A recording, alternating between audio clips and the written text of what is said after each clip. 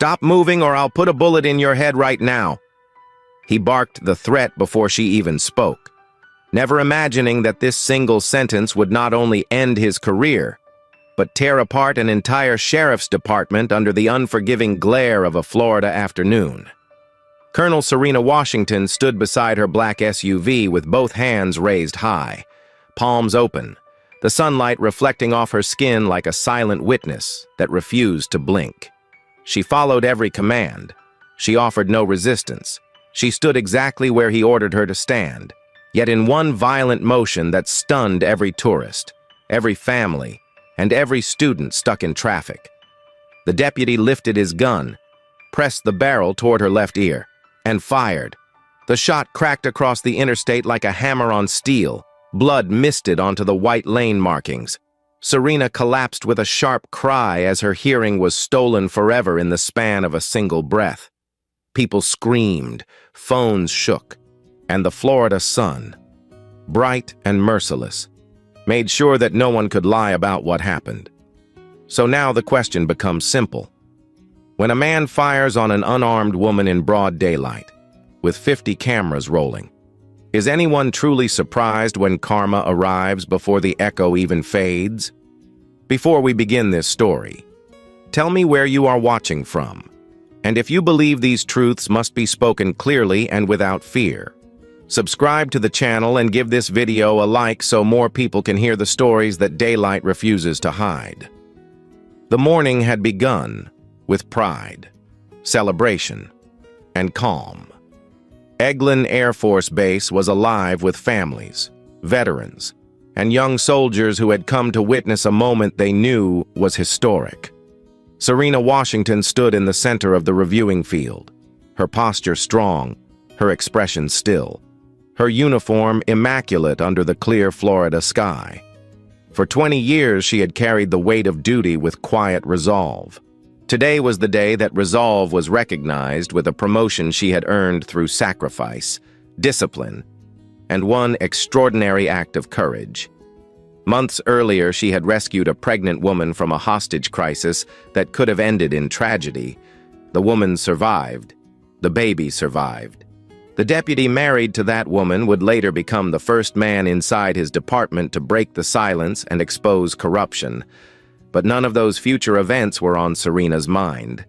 Today, she stood as a soldier honored for her service. The ceremony began with applause that rolled gently across the field. Captain Isaiah Brooks stepped forward with the Silver Eagles in his palm. He spoke briefly about leadership, integrity, and the weight of responsibility that comes with rank. Then he pinned the insignia to Serena's shoulders. She felt the cool metal settle against her uniform and allowed herself one quiet breath of gratitude. Cameras clicked, children waved flags, veterans nodded with recognition. Serena saluted with steady confidence as the crowd rose to its feet in appreciation of a woman who had dedicated her life to protecting others. She spent the next hour greeting families, answering questions from young soldiers, and speaking kindly to parents who feared for their children serving overseas. Every gesture was thoughtful. Every word was patient. That was who Serena had always been. Calm, steady, clear-minded. She posed with children who tugged at her sleeves and asked if she could teach them how to be brave. She shook hands with retired officers who told her she gave them hope. She offered encouragement to a young medic who felt uncertain about her future. Serena never hurried. She valued people. She listened. She understood the burden service places on families and the honor that comes when a community stands behind you. When the ceremony ended, shortly before noon, Serena changed into a light shirt for the drive home, folded her uniform jacket neatly on the back seat, and placed her military cap beside it. Her black SUV still carried the colonel's license plate she had received years earlier. The Army sticker on her windshield was faded slightly by the sun, but unmistakable.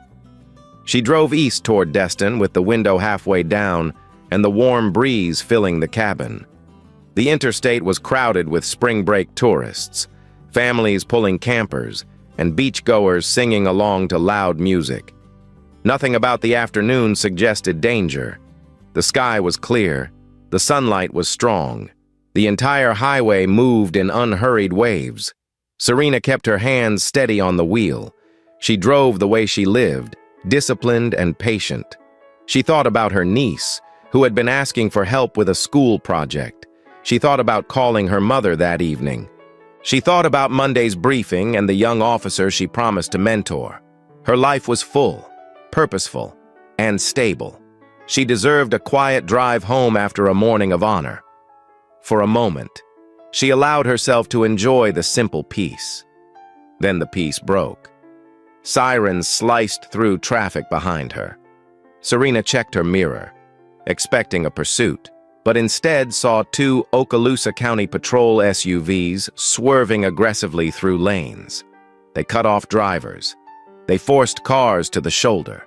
They moved too fast and too recklessly for routine enforcement. People lifted their phones immediately. Dash cams recorded everything by default. Serena slowed, unsure of their target. Then one SUV veered sharply and boxed her in. The second lurched in front of her, forcing her to brake. Serena turned on her hazard lights, kept both hands visible, and calmly lowered her window. She had been stopped before. She knew the protocol better than most civilians. She had followed it her entire career. But the deputies did not approach like men conducting a standard traffic stop. They approached with hostility already burning behind their eyes. Derek Harlan, the man who would soon become the center of national outrage, leapt out first. His gun was drawn before he reached her door. Travis McAllister followed with the same aggression. Marcus Reed, slower and less certain, stepped out last. Serena offered her ID. She spoke respectfully. She answered every command. Derek snatched her military identification, glanced at it, and flung it onto the asphalt where anyone with a phone could record the insult. Serena inhaled slowly, raising her hands even higher, palms open to the sun. She had complied with everything. She stood unarmed, unthreatening, and visible under clear daylight that left no shadows to distort the truth.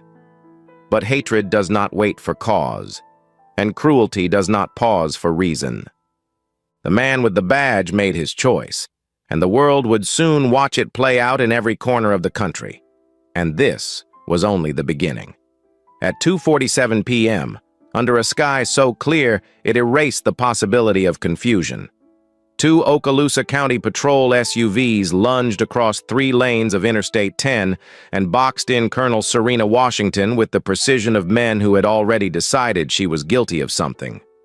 Traffic screeched, tourists gasped, phones rose in every direction. Derek Harlan jumped out first, gun drawn, his face hardened by a rage Serena had never earned. Travis McAllister followed with the same reckless posture. Marcus Reed stepped out slower, his expression tense, already sensing that something was wrong but too afraid to challenge the momentum of the moment. Serena lowered her window, kept both hands visible, and spoke with calm clarity, her voice steady from years of command. Derek ignored every word. He yanked her ID from her hand, glanced at the military insignia, and flung it onto the asphalt as if her rank, her service, and her humanity carried no weight at all.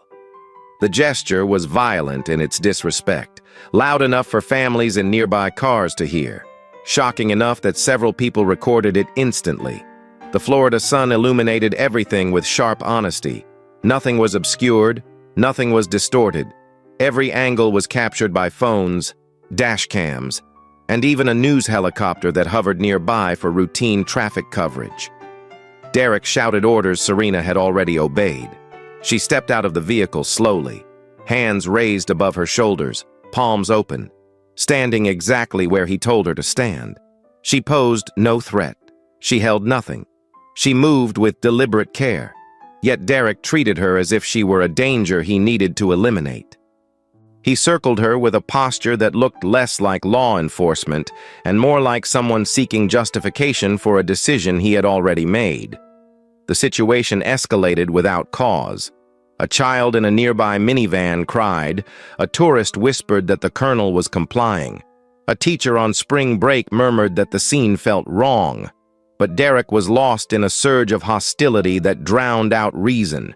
He shouted again, louder, pointing his weapon directly at Serena's face despite the empty hands lifted above her head. Travis tried to control the crowd by waving his arm at bystanders, but the daylight made his efforts useless. People were not going to stop recording. They had seen too much already. Serena inhaled slowly, maintaining her posture. She spoke once more, reminding the deputies that she was a colonel in the United States Army and that she would continue doing exactly as instructed. Derek responded not with acknowledgement, but with a step forward that signaled finality. In the cold logic of cruelty, he had made up his mind. What happened next unfolded with devastating speed. Derek holstered his weapon for one brief second, as if calming himself. Then in the same motion drew it again and pressed the barrel toward Serena's left ear. His finger tightened around the trigger without hesitation, without fear, without a hint of professional restraint. The gunshot cracked through the humid afternoon air. It echoed against the vehicles. It cut through the voices of the crowd. It carried across the interstate with a force that turned every witness into a reluctant participant in a tragedy they could not stop. Blood sprayed onto the white lane markings, bright against the pavement. Serena collapsed instantly, her vision blurring, her hearing disappearing in a silent burst of pain so sharp it felt like the world had been erased. She pressed her hand against the wound, feeling warmth spill through her fingers as she fought to stay conscious. She had survived battlefields. She had faced armed men overseas. She had endured every test of leadership the Army demanded. But she had never imagined that the greatest danger she would face would come from a man wearing an American badge on an American highway. The interstate erupted into chaos. People screamed. A mother shielded her children's eyes. A group of college students shouted for someone to call 911 even though the deputies were supposed to be the emergency responders. Derek stepped back, breathing hard, as if surprised by the violence he had created, but unwilling to acknowledge the gravity of what he had done. Travis froze, momentarily stunned by the shockwave of the shot. Marcus Reed stared at the fallen woman with a kind of horror that struck him in the center of his conscience. He knew Serena. He knew her role in saving his wife during the hostage crisis.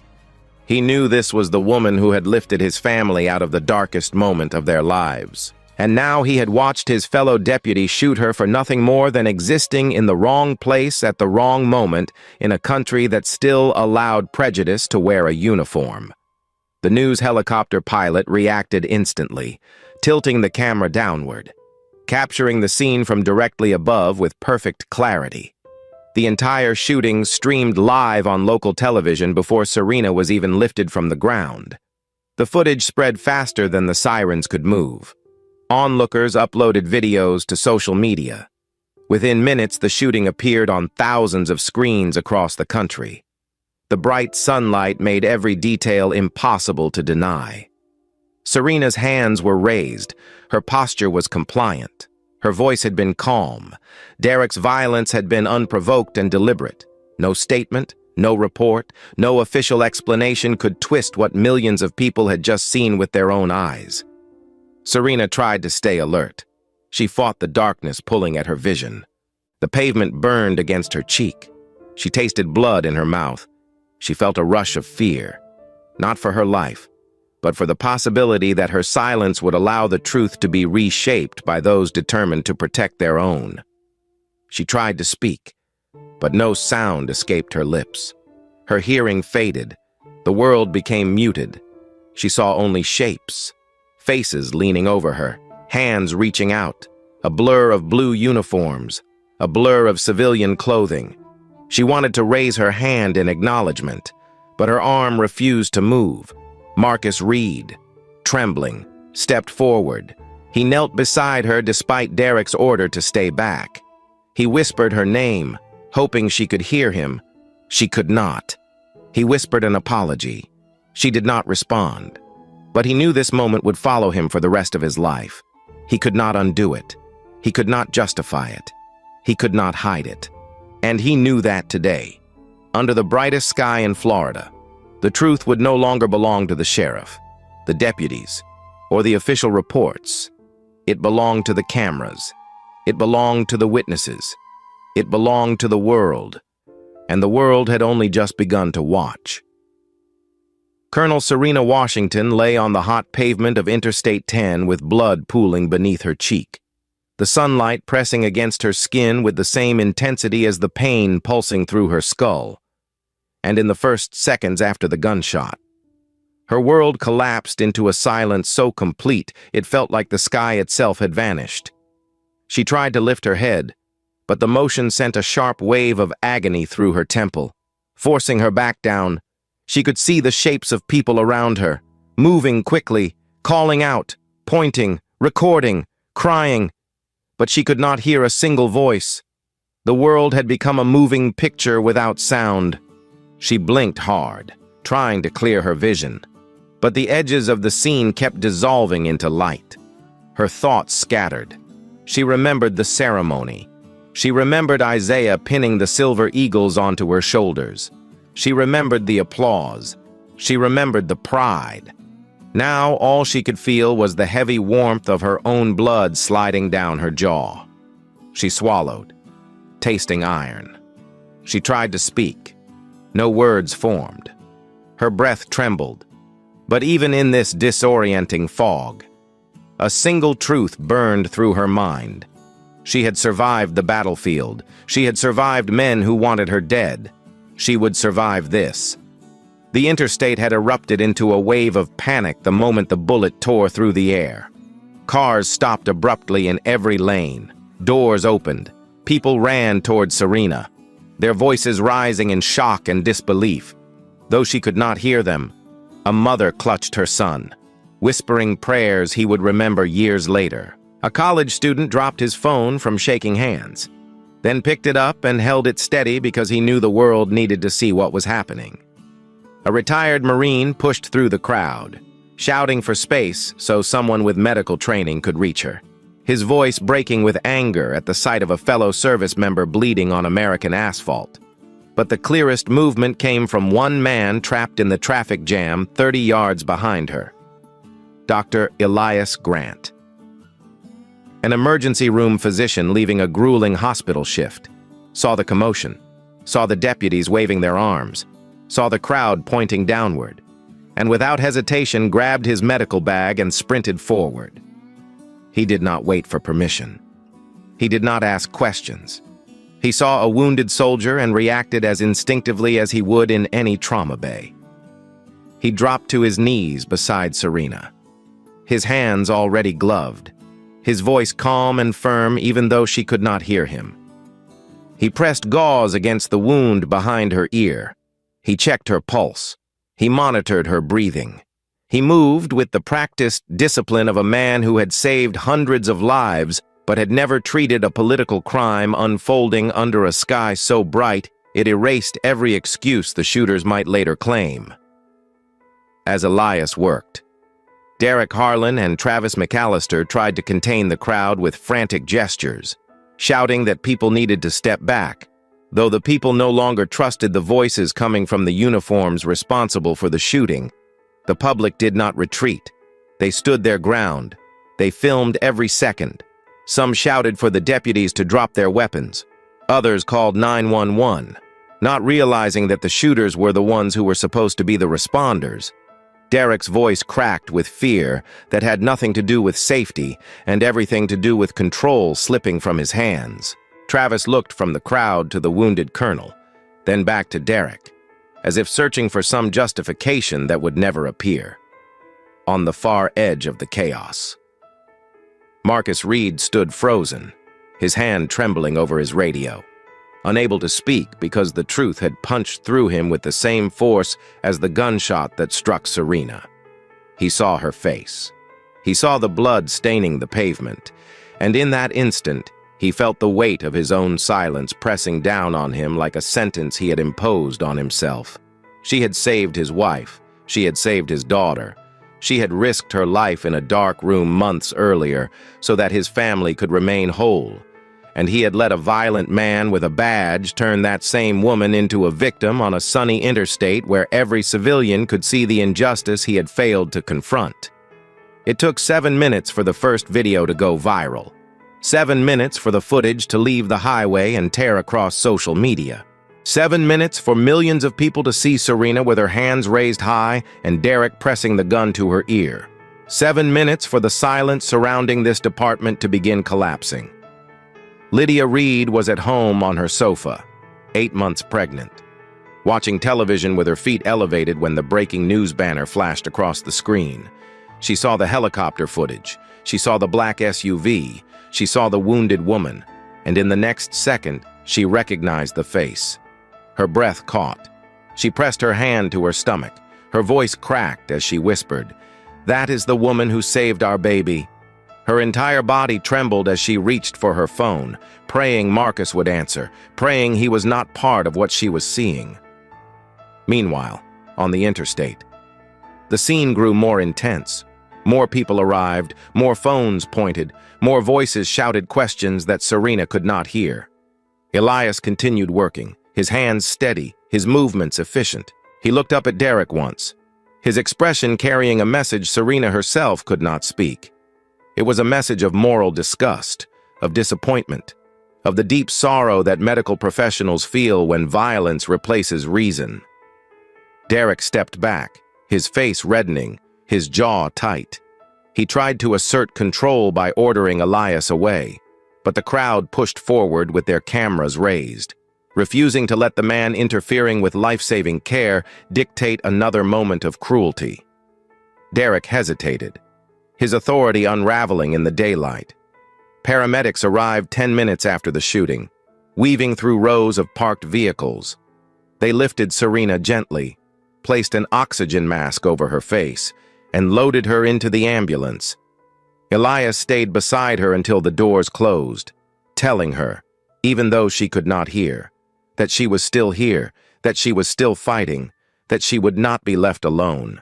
Serena drifted between consciousness and the heavy pull of shock, her world still wrapped in silence, unable to hear the siren that began to wail as the ambulance pulled away. She stared at the bright sky through the rear window and tried to hold on to one thought. She was alive.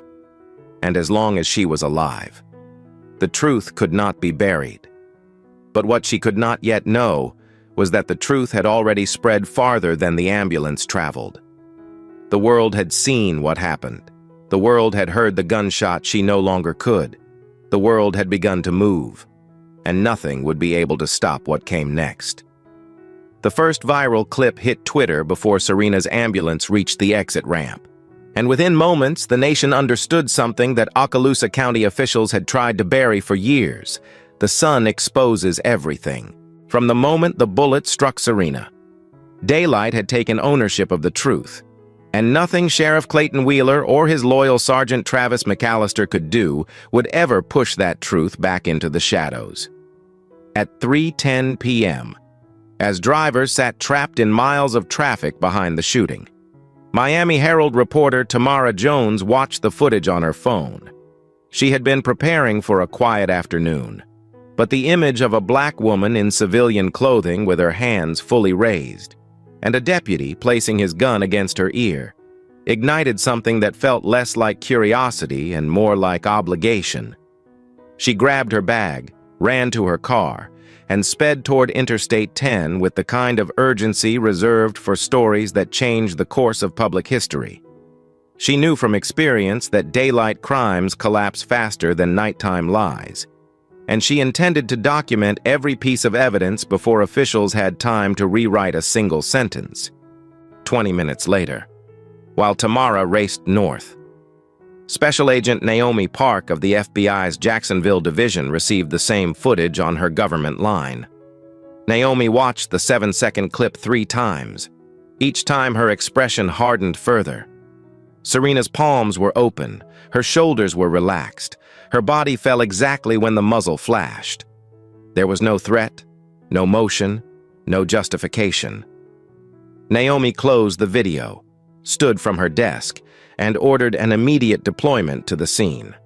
She took the helicopter because she needed to reach the interstate before the county's leadership could contaminate evidence, intimidate witnesses, or build the foundation of a false narrative.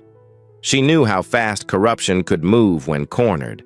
She knew how quickly reports could be rewritten, timestamps edited, and body camera files erased. And she knew this case would ignite national consequences the moment sunlight met federal authority. When Naomi landed on the shoulder of Interstate 10, the sound of the helicopter blades drowned out the last remnants of chaos. Paramedics had already taken Serena. Civilians were still holding their phones, speaking over one another, describing what they had seen. Naomi stepped onto the pavement, her face calm but focused, her badge displayed, her voice measured and clear. She asked witnesses to form a line.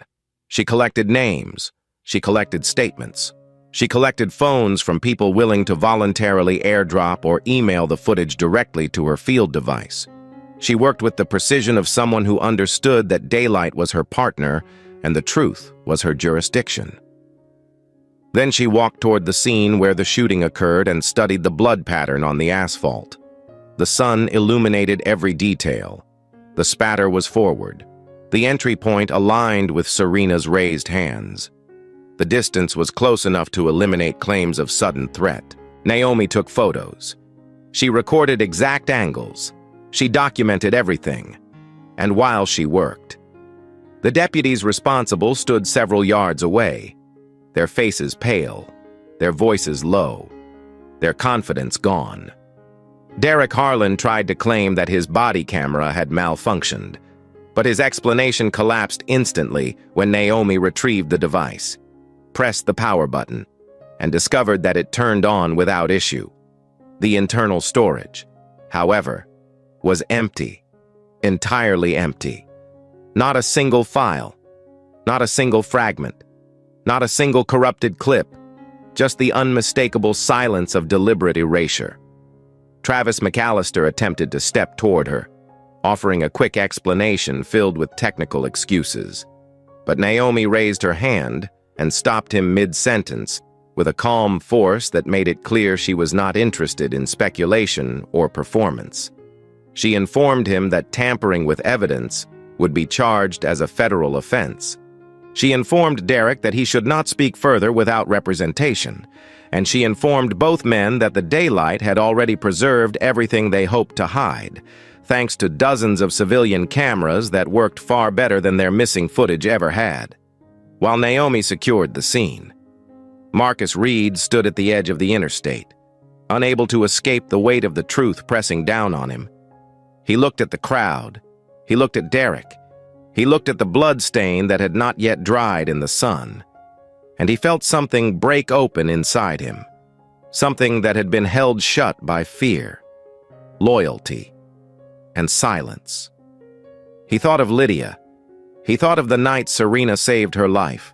He thought of the quiet gratitude he had carried since then, and he thought of the unbearable shame he now felt for standing beside men who believed violence was a tool and silence was protection. When Naomi approached him, expecting resistance like she had received from Derek and Travis, she was surprised by the calm steadiness in his eyes. Marcus did not deny anything. He did not defend anyone. He reached into his patrol SUV, removed a flash drive wrapped in a rubber band, and placed it directly into Naomi's hand. The drive contained internal complaints buried by Sheriff Wheeler, 3 previous reports of excessive force by Derek, each dismissed, each minimized, each filed away as if the lives affected did not matter. The drive contained evidence that Wheeler had personally intervened to protect Derek from suspension. The drive contained emails from Travis instructing a junior deputy to remove unnecessary details before forwarding files to the state attorney's office. The drive contained a pattern of misconduct that stretched back 4 years. Naomi scrolled through the first folder and closed her eyes briefly, not out of frustration, but out of recognition. She had seen this pattern in other counties. She had testified against this pattern before. She understood exactly what she was holding. The sunlight gleamed across the metal edge of the flash drive, almost as if the day itself was demanding that these secrets finally come into public view. As Naomi began securing the evidence, Tamara Jones arrived, parking her car several yards away and stepping out with her press identification visible. She did not interrupt the federal investigation. She stood back, observing, capturing images, speaking quietly to witnesses who had finished with Naomi. She understood the gravity of the moment. She understood that this was not just a local shooting, but the beginning of a jurisdictional collapse that would ripple across the state. She knew the story would reach Washington before midnight. But more importantly, she knew Serena's name would not be forgotten, because the entire scene was shaped by something that no official report could manipulate: the clear, sharp, undeniable truth preserved under a sun that refused to dim. Sheriff Wheeler, watching the footage spread online, felt the first tremor of panic inside his office as every major news network replayed the clip that showed Derek's gun pressed against Serena's ear. He called Travis. He called a county attorney. He called a local judge. But the window for control had closed the moment daylight recorded the crime. And when Naomi Park stepped into her mobile command trailer with the flash drive Marcus provided, she knew the sun had already done half her work. She would simply carry the truth the rest of the way. And by nightfall, the entire nation would see exactly what the sun had made impossible to hide. The federal courthouse in Pensacola filled before sunrise, not because people expected surprises, but because the nation already knew what daylight had revealed and wanted to witness the moment accountability walked into the room. Colonel Serena Washington entered slowly, guided by an aide, her balance still unsteady, her left ear covered by a small protective bandage that sheltered the wound that had stolen her hearing forever. She could not hear the whispers that rippled through the gallery. She could not hear the quiet gasp from a child when she took her seat. She could not hear the soft rustle of papers as attorneys positioned their notes. But she could see everything. She could see the faces leaning forward. She could see the deputies sitting at the defense table with rigid shoulders and lowered eyes. She could see the judge, stern and settled, waiting for the truth that had already been captured by 50 phones and a news helicopter. Serena lifted a whiteboard onto her lap, held a marker in her hand, and waited for the proceedings to begin. She was ready, even if her world remained silent. The prosecution opened with a statement so clear and measured that even the defense attorney shifted slightly in his chair, realizing he had entered a battle he could not win. The prosecutor reminded the jury that the shooting took place in broad daylight, that the victim held her hands high, and that the defendant, Deputy Derek Harlan, fired a weapon at an unarmed woman who had followed every command. He projected the first piece of evidence, a civilian's 4K video showing Serena standing beside her SUV, palms open, posture calm. The image froze mid-frame with the sunlight reflecting off her raised hands. The prosecutor let the silence settle for a moment before pressing play and letting the jury hear the gunshot. Serena did not react to the sound. Though she saw others flinch, her silence carried its own weight. It was the silence Derek had forced into her life with a single pull of the trigger. When Derek's attorney rose, he tried to present a story the jury had already rejected before he said a word. He spoke about fear. He spoke about misinterpretation. He spoke about sudden movement. But the daylight captured every motion with a clarity that left no room for invention. The prosecutor objected when the defense tried to introduce hypothetical scenarios, and the judge sustained the objections without hesitation. Derek shifted in his seat, jaw clenched, eyes fixed on the table. He had worn the badge with a sense of invincibility for years. Now he faced a jury that knew exactly what he had done, a jury that had watched the videos the same way families across the country had watched them, a jury that understood that daylight had taken the place of testimony long before the trial began. When it came time for Serena to testify, The courtroom drew into a stillness so complete that even those in the hallway felt the gravity shift. She stood slowly, walked to the witness stand, and placed the whiteboard on her lap. The prosecutor asked her to describe what she remembered. Serena lifted the marker, her hand steady despite everything she had endured, and wrote simple, clear sentences. She turned the board toward the jury after every response. I complied with every instruction. She erased the words and wrote again. My hands were raised high. Another pause. He placed the gun against my ear. The courtroom remained silent, not out of restraint, but out of reverence for a woman whose voice had been stolen, yet whose truth rang louder than any spoken testimony. The defense attempted a cross-examination, but every question collapsed under the weight of the video evidence. When they suggested Serena might have moved suddenly, the prosecutor played a clip slowed to a fraction of its original speed. Serena's palms remained open, her body remained still, her shoulders never twitched. The defense attorney sat down within minutes. Defeated by the clarity of the footage, he had no path forward, no argument, no escape. Then came the moment the courtroom had anticipated since the first day of proceedings. The prosecutor played the helicopter recording. The jury watched from above as Serena stood with perfect compliance. Derek stepped forward, and the bullet tore through the air. The prosecutor replayed the scene frame by frame. Serena's hands, Derek's posture, the muzzle pressed against her ear, the flash, the collapse, not a shadow, not a blur, not a doubt. The prosecutor ended with a sentence spoken slowly, deliberately, and without emotion. This was not fear. This was a choice. Marcus Reed testified next. His voice shook when he identified himself, but he spoke with the clarity of a man who had carried shame for too long and was now determined to place the truth before the court without hesitation. He described Serena's actions during the stop. He described Derek's temper. He described 3 previous complaints the sheriff had buried. He described his own failure to intervene. The judge watched him with a measured expression, understanding the weight of confession in a courtroom built to reveal what institutions attempt to hide. When Marcus stepped down, the gallery exhaled as if a stone had been lifted from the collective chest of the room. His testimony did not merely indict Derek, it exposed the culture around him.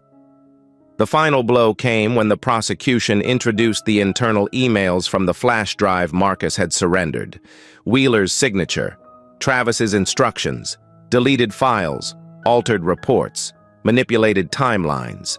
The jury saw the network of silence in writing, each message illuminated on the large courtroom screen. The defense attempted no rebuttal. There was none possible.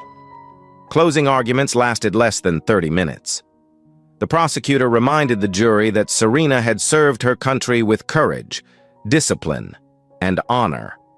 Yet her greatest danger came not from a battlefield abroad, but from a man sworn to protect civilians at home. The defense, out of options, asked the jury to consider complexity. But the jury had already seen the simplicity of truth under a bright sky.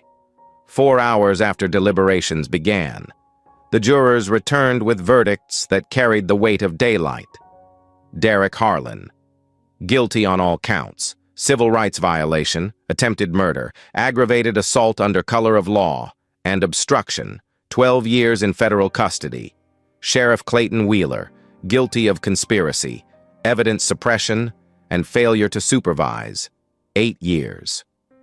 Travis McAllister, guilty of tampering and obstruction, 5 years. Serena watched the reactions in silence. She could not hear the verdicts, but she saw justice settle across the room like the final beam of light closing the last shadow, and as the judge declared the sentences, Serena lifted her chin with quiet strength, knowing that the sunlight that had witnessed the crime had now witnessed the truth. The courtroom did not erupt. It did not cheer.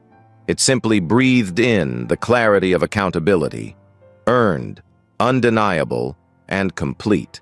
And with that, the nation turned from shock to action, setting the stage for the reform that daylight would make impossible to avoid. The verdicts had barely settled before the sunlight that exposed the shooting began shaping something far larger than any courtroom. Because the country, staring at the frozen frame of Serena's raised hands, realized the crime was not an isolated act of violence but a symptom of a system protected by shadows for far too long. What made this case impossible to ignore was the clarity of the footage. No rain, no night, no blurred motion, only a black woman, unarmed and compliant, struck down under a bright sky that refused to let her death or survival be rewritten, within hours of the trial. Senators from both parties stood before cameras, each speaking with the somber recognition that the nation had reached a moral tipping point. They replayed the video during hearings. They replayed Serena's silent testimony. They replayed the helicopter footage that showed her hands visible from hundreds of feet above. The evidence was so clear, so public, and so unchallenged that Congress had no place to hide, and every attempt to delay was met by citizens holding up their phones, reminding lawmakers that the country had already rendered its own verdict. The Washington Reform Act moved through committee with unusual speed, pushed forward not by politics, but by the unmistakable clarity of what the sun had revealed. Testimony filled the Capitol. Families who had lost loved ones to unclear encounters finally saw their grief reflected in a case where nothing could be distorted. Experts presented data showing how body camera shutoffs aligned with force complaints. Civil rights leaders pointed out that officers who disabled cameras were often promoted instead of punished. Federal agents described the patterns of silence that shielded misconduct from oversight. And every time someone hesitated, someone else simply pressed play on the video of Serena standing with raised hands before the bullet turned her world to silence. It was the most damning evidence Congress had ever seen, not because it was dramatic, but because it was undeniable. The Act's first provision was simple and carried the force of common sense. Body cameras must be permanently linked to a central server and cannot be turned off by the wearer under any circumstance. The moment an officer begins a shift, their camera activates, remains active, and stores footage automatically. The second provision mandated real-time civilian oversight live streams in counties with a history of excessive force. Panels composed of retired judges, medical experts, veterans, and community leaders would watch high-risk encounters as they unfolded, eliminating the hours, or days, during which narratives could be altered. The third provision, the most debated, banned the use of deadly force against unarmed civilians unless there was an immediate and confirmed threat to the officer's life.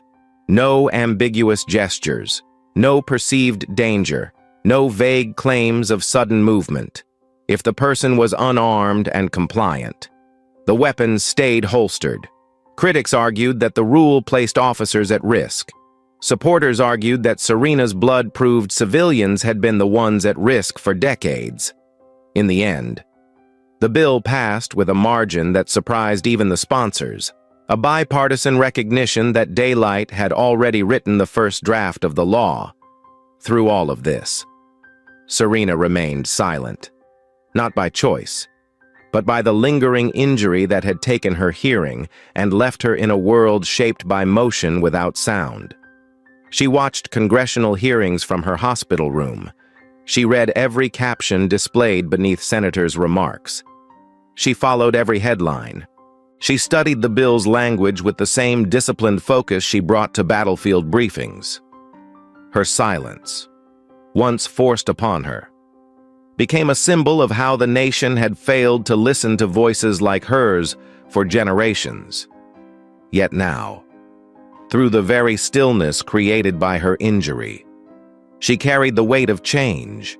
People saw her not as a political symbol, but as a woman whose life had been altered forever by a moment that should never have occurred.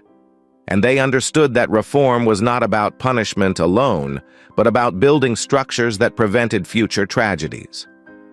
when Serena left the hospital 2 months later. She entered a world that felt both familiar and transformed. Reporters met her with respectful distance. Veterans saluted her. Parents thanked her. Young cadets asked her for advice. But the moment that defined her path forward came from a letter written by a mother whose son had been killed in a nighttime stop where only the officer's version survived. The mother wrote, "Your daylight saved my son's truth. Even though he is gone, the sun that protected you has finally reached him." Serena read the letter twice, her eyes steady, her heart heavy with a responsibility she had not asked for but now embraced. She realized that her injury, her suffering, and her survival carried a purpose larger than any rank she had earned, with congressional support and national momentum behind her. Serena founded the Washington Initiative, a training and oversight organization aimed at reshaping police culture through discipline, transparency, and accountability. She believed in order, in structure, in clear expectations that left no room for ambiguity. She brought in veterans who understood operating under pressure without losing their humanity. She hired psychologists who specialized in stress responses. She worked with legal scholars who crafted policies resilient against manipulation. The training sessions were held outdoors, under bright Florida sunlight, as a symbolic reminder that integrity thrives where shadows cannot form. Recruits stood in open fields while instructors reviewed real footage, including Serena's own shooting, with direct, unflinching honesty. Serena never sensationalized the event. She simply presented the facts: a compliant civilian, a reckless officer, a moment that became a national reckoning. The initiative's early programs spread quickly across states seeking to rebuild trust. Departments that once resisted reform now adopted the model after pressure from citizens who demanded that transparency no longer be optional. Serena traveled frequently. Though she still struggled with dizziness from her injury, she communicated through spoken words when possible and through writing when necessary. But no matter the method, her message carried the same weight. Sunlight protects the innocent, and accountability protects the nation. She said it in every training. She said it at every hearing. She said it to every officer who tried to argue otherwise. She believed those words with the certainty of someone who had lived through both the violence of injustice and the power of truth. By the end of the year, the Washington Reform Act had been implemented nationwide, and Serena's initiative had trained more than 6,000 officers. Her influence reached beyond policing. Schools used the footage to teach civic responsibility. Military academies studied the case as an example of moral courage. Legal scholars described the trial as a demonstration of truth functioning as evidence beyond dispute, and families who had once been dismissed or ignored now had a language to demand clarity in their own cases. Through it all, Serena carried her silence with dignity. She could not hear applause. She could not hear debate. She could not hear gratitude, but she could see change unfolding in front of her.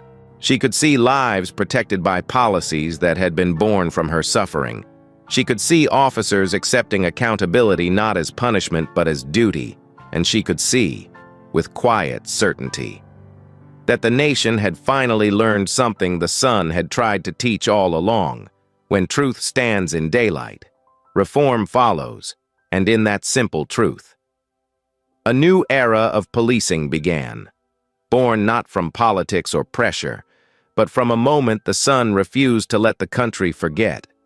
1 year after the shooting, under the same bright Florida sun that had exposed everything, a quiet gathering formed at mile marker 52 on Interstate 10, where Colonel Serena Washington had fallen to the pavement and risen into national memory. The traffic moved slowly around the closed median, drivers lifting their phones as they passed, unaware that they were witnessing the final chapter of a story the country had not been able to ignore. At the center of the space stood a simple granite marker, waist high, polished to a soft sheen that caught the afternoon light. Its inscription faced the eastbound lanes, so every traveler could see the words as they entered the stretch of highway where Serena's life changed forever. She drove into the sun. They tried to put her in darkness. The light refused. Serena approached the stone with measured steps, her balance still uneven, her hearing gone forever, but her posture steady with the pride of someone who had survived not only a bullet, but a country's long struggle to confront the truth. She touched the top edge of the marker with gentle fingertips, tracing the carved letters in silence. Around her stood Captain Isaiah Brooks, Dr. Elias Grant, Lydia Reed holding her infant daughter, Special Agent Naomi Park, and dozens of veterans who had traveled from across the state to honor the woman whose suffering forced reforms they had long prayed for. Serena could not hear the murmurs of respect that passed through the crowd, but she could see the tears, the bowed heads, the small gestures of gratitude carried by people who understood that she had paid a price no citizen should ever pay to make a nation safer. A pastor stepped forward and spoke, his voice firm yet soft, recognizing that Serena's silence had become a national symbol rather than a limitation. He spoke about courage under fire, about truth revealed in daylight, about the way a single moment can change the direction of a country. Serena watched his lips move while Isaiah held a small tablet that displayed live captions so she could follow the message. The pastor ended with a simple line that stood out even on the screen. The sun recorded what the world needed to see. Serena lifted her head slightly at those words, because she knew they held the spirit of the year that followed her injury. The hearings, the verdicts, the new law, the Washington Initiative, the thousands of officers who now trained under standards shaped by her blood, her silence, and her survival. After the pastor stepped back, Lydia Reed approached the stone with her daughter in her arms. The baby was almost a year old, alive only because Serena had saved Lydia during the hostage crisis long before the shooting. Lydia placed a single white lily at the base of the marker. She whispered something Serena could not hear, but Serena understood the meaning from the look in Lydia's eyes. A look of gratitude mixed with sorrow, a look that recognized how violence and heroism had collided in ways neither woman had asked for. Marcus Reed stood behind his wife, hands clasped, carrying the weight of his own guilt and redemption. He had testified, he had revealed the hidden files. He had broken the silence inside his department. Today he stood with quiet dignity, knowing that truth requires courage long after a courtroom empties. Serena gave him a small nod, acknowledging that his choice had helped save her life as surely as Elias's hands on the pavement. As the ceremony continued, drivers slowed as they passed, holding their phones out the window, capturing Serena beside the granite marker. Some recognized her instantly. Others simply sensed the solemnity and recorded the moment without knowing its full meaning. Serena did not mind. She understood that the memorial was not built for applause or attention. It was built because the truth needed a place to stand. The stone, placed carefully in the median, cast a thin shadow behind it. Yet even that shadow never touched the faint, permanent discoloration in the asphalt where her blood had pooled on the day she was shot. Engineers had painted over the stain several times during repairs, but the outline always reappeared in the heat, as if the highway itself refused to let the memory fade. Serena looked at that faint mark now, and for a moment she felt the weight of the year settle into her chest. The doctors, the dizziness, the sleepless nights, the moments of profound silence that followed her everywhere. And yet she felt something else as well. Resolve, steady and unwavering, when it was her turn to speak. She stepped to the front, holding a small tablet where she had typed her remarks. Naomi connected the tablet to a small speaker so the crowd could hear her words read aloud by a clear digital voice. Serena had learned to communicate without sound, but she refused to let silence diminish truth. The voice spoke slowly, carrying her message with calm force. She thanked the crowd. She honored the victims whose stories had never received the clarity hers had. She reminded everyone that reform was not a finish line, but a duty renewed with every sunrise. And she ended with the sentence she had carried with her since the day she touched the Washington Reform Act with her own hands. The sun does not take sides. It only reveals what people choose to do. The crowd bowed their heads. Serena looked toward the sky, feeling warmth on her face, and knew the moment had come to walk forward. She placed her hand on the stone one last time, then stepped back as the afternoon light settled across the highway in a gentle, unwavering glow. The memorial would remain. The truth would remain. The stain would remain. And the nation, now changed, would carry her story into every future debate about justice, accountability, and the cost of silence. As she turned away with Isaiah beside her, the sun followed her path, steady and bright, as if guarding the memory of the day it refused to let the world forget. Thank you for watching. If this story moved you, please subscribe and give the video a like so more people can hear the truth.